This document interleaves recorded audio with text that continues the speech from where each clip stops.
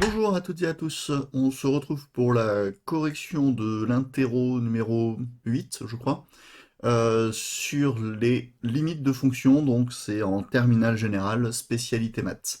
Donc, premier exercice, soit f la fonction définie sur r par f de x égale x au cube moins x au carré plus 2x moins 5, donc c'est une fonction polynôme. On nous demande de déterminer les limites de cette fonction en moins l'infini et en plus l'infini. Donc d'abord, on commence toujours au brouillon à voir ce qui se passe. Donc x au cube en moins l'infini, ça tend vers moins l'infini. X au carré en moins l'infini, ça tend vers plus l'infini. Mais vu qu'il y a un moins ici, au final, ça va nous faire moins l'infini. 2x en moins l'infini, ça tend vers moins l'infini, même 2x moins 5 directement. Donc ici, on a moins l'infini, moins l'infini, moins l'infini.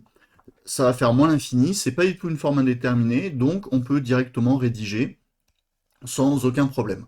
Donc, on va commencer donc en moins l'infini. Donc, la limite de x au cube égale moins l'infini quand x tend vers moins l'infini. La limite de moins x au carré est aussi égale à moins l'infini lorsque x tend vers moins l'infini. Et la limite de 2x moins 5 est égale à moins l'infini lorsque x tend vers moins l'infini. Donc ici, par somme, la limite de f de x est égale à moins l'infini quand x tend vers moins l'infini. Voilà. Donc là, c'est tout, il n'y avait rien besoin de plus, ça suffisait comme ça. En plus l'infini, si on regarde x au cube, ça tend vers plus l'infini, x au carré, ça tend vers plus l'infini, mais à cause du moins qui est là, on va avoir un moins l'infini. Et là, il n'y a même pas besoin de continuer, on a l'infini moins l'infini, c'est une forme indéterminée, donc il faut factoriser. Donc on va factoriser par x au cube. Donc pour tout x différent de 0, f de x égale, donc je factorise par x au cube, donc x au cube, facteur 2, donc je vais avoir un 1, moins x au carré, si je détaille le calcul sur x au cube, plus 2x sur x au cube, moins 5 sur x au cube. Alors quitte à détailler, je vais détailler aussi le 1 qui est là, qui correspond à x au cube sur x au cube. Ok, donc je factorise par le plus haut degré, je peux effacer mon brouillon là, ça sera plus clair. Voilà. Donc je factorise par le monôme de plus haut degré, et là ici, x au cube moins x carré plus 2x moins 5, hein, c'est bien les nombres qui sont là, et comme je factorise par x au cube, je le divise ici par x au cube. Alors, là maintenant on peut faire la simplification, alors évidemment, faites la simplification directement hein, si vous êtes à l'aise. Donc x au cube, pardon, x au carré sur x au cube, il reste juste 1 sur x. 2x sur x au cube, il reste 2 sur x carré, et moins 5 sur x au cube. Et donc maintenant, on peut calculer la limite de ce qu'il y a dans la parenthèse. Donc la limite de moins 1 sur x, c'est 0. La limite de 2 sur x carré, c'est 0. Et la limite de moins 5 sur x au cube, c'est 0 aussi. Et tout ça lorsque x tend vers plus l'infini. C'est le principe de la factorisation, c'est d'avoir justement des zéros partout. Donc on peut ajouter tout ça par somme, la limite donc de toute la parenthèse de 1 moins 1 sur x plus 2 sur x carré moins 5 sur x au cube est égal à 0 lorsque x tend vers plus l'infini. En plus l'infini, la limite de x au cube, je me suis trompé, attendez, excusez-moi, je finis ça. La limite de x au cube est égale à plus l'infini. Là, je me suis trompé ici. On a 1 moins 0 plus 0 moins 0, ça fait 1, évidemment. Et là, la parenthèse qui tend vers 1, je la multiplie par x au cube qui tend vers plus l'infini. Donc on a 1 et plus l'infini, on fait le produit des deux. Donc par produit,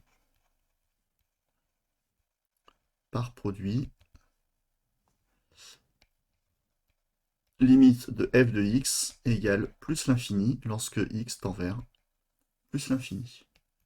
Voilà, donc plus l'infini en plus l'infini et moins l'infini en moins l'infini. Et voilà. Donc si vous avez des questions, hein, n'hésitez pas à les poser, mais là c'est vraiment un calcul de limite très, très basique qu'il faut savoir faire, surtout en plus l'infini, ça ressemble beaucoup à ce qu'on a déjà fait sur les suites.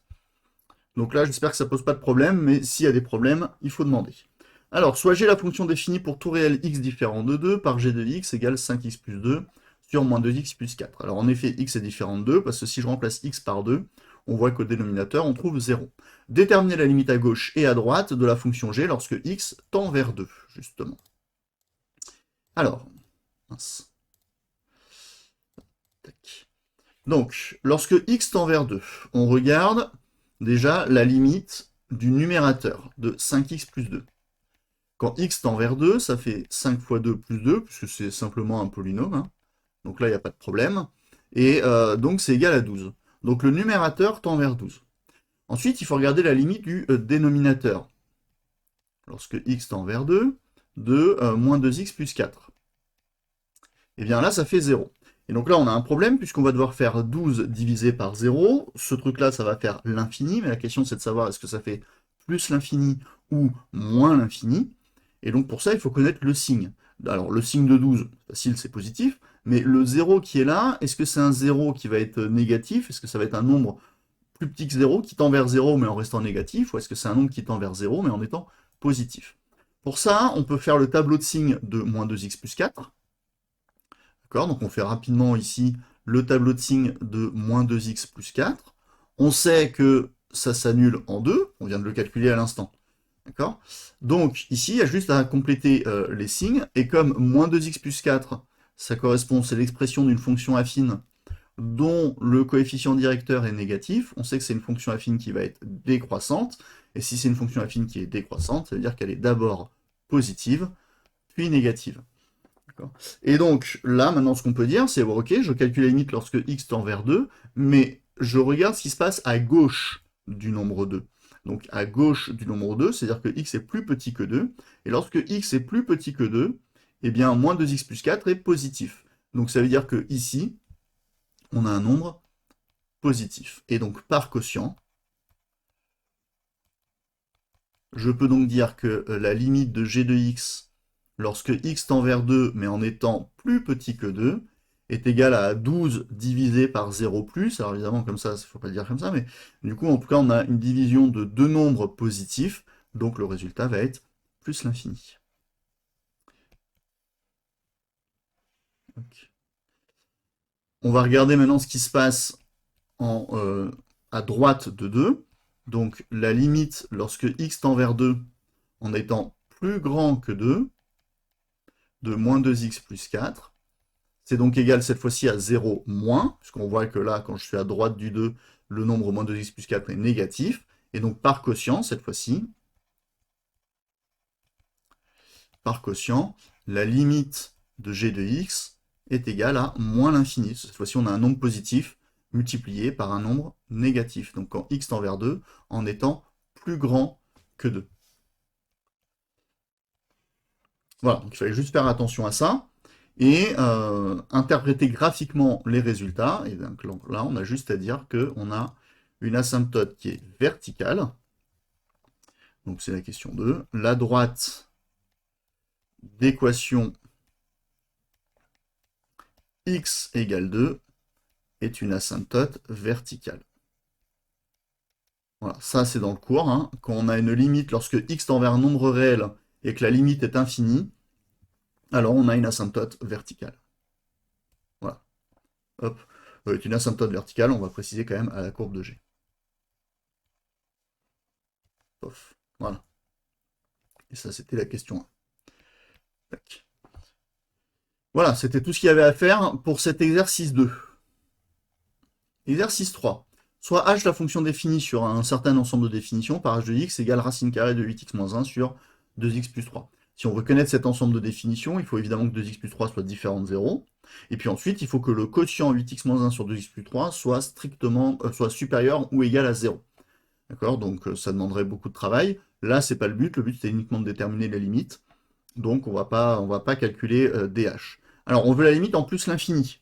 Bon, ben on voit qu'au numérateur, 8x va tendre vers plus l'infini, au dénominateur, ça va tendre aussi vers plus l'infini, donc là on a l'infini sur l'infini, ce qui fait une forme indéterminée. Donc du coup, il faut déjà commencer par lever cette indétermination. Donc pour tout x différent de 0, pardon, pas de limite déjà, je vais prendre le quotient, 8x moins 1 sur 2x plus 3, est égal. Donc je vais mettre x en facteur, donc cette fois-ci je ne détaille pas, c'est facteur de 8 moins 1 sur x.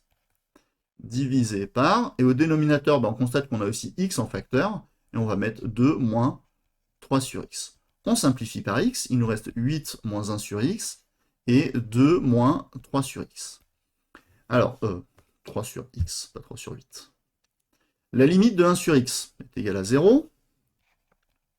Limite de 1 sur x égale 0, quand x tend vers plus l'infini. Donc, par somme, la limite de 8 moins 1 sur x est égale à 8, quand x tend vers plus l'infini. Même chose, la limite de 3 sur x égale 0, donc par somme, la limite de 2 moins 3 sur x est égale à 2, lorsque x tend vers plus l'infini. Donc, maintenant, par quotient,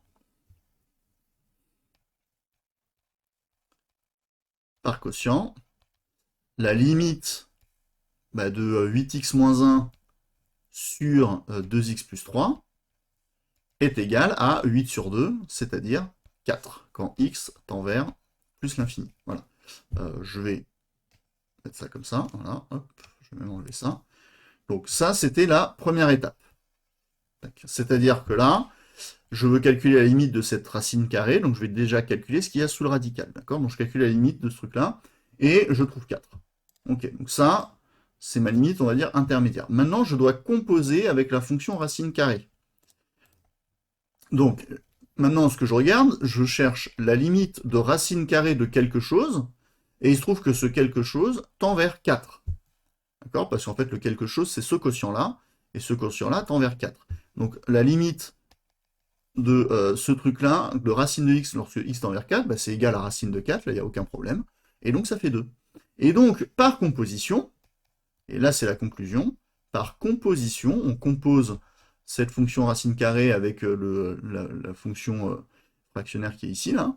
Donc, par composition, la limite, lorsque x tend vers plus l'infini de racine carrée de machin chose, donc c'était la fonction h de x directement, eh bien, c'est égal à 2.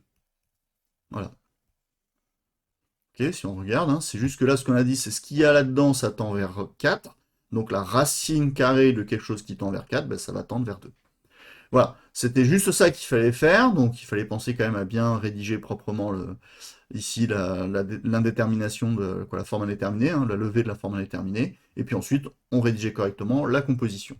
C'est pas terminé, interpréter graphiquement le résultat obtenu.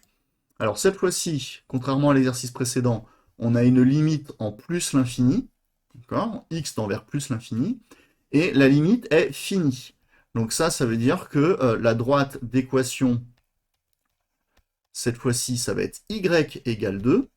La droite d'équation y égale 2 est une asymptote verticale, est une asymptote horizontale, du coup, horizontale, à la courbe de h, en plus l'infini. Voilà, c'est tout ce qu'il fallait écrire. Hop. Tac. Ok. Voilà, c'est terminé. Toujours pareil, si vous avez des questions, vous le dites. Et enfin, l'exercice 4, soit L, la fonction définie sur R par L de x égale exponentielle x plus x moins 1. On demande de calculer la limite en moins l'infini et en plus l'infini. Donc, comme d'habitude, on regarde ce qui se passe. Alors, en moins l'infini, l'exponentielle ici tend vers 0. Le x tend vers moins l'infini. Et puis bon, le moins 1 tend vers moins 1. Donc, on a 0 moins l'infini moins 1. Il n'y a aucune forme indéterminée. On peut rédiger correctement, directement, sans problème. Donc, limite de exponentielle x lorsque x tend vers moins l'infini est égal à 0. Alors, c'est un 0 plus, mais bon, ici, ça n'a pas trop d'importance. Et la limite, je mets directement de x moins 1, quand x tend vers moins l'infini, c'est moins l'infini. Donc, par somme,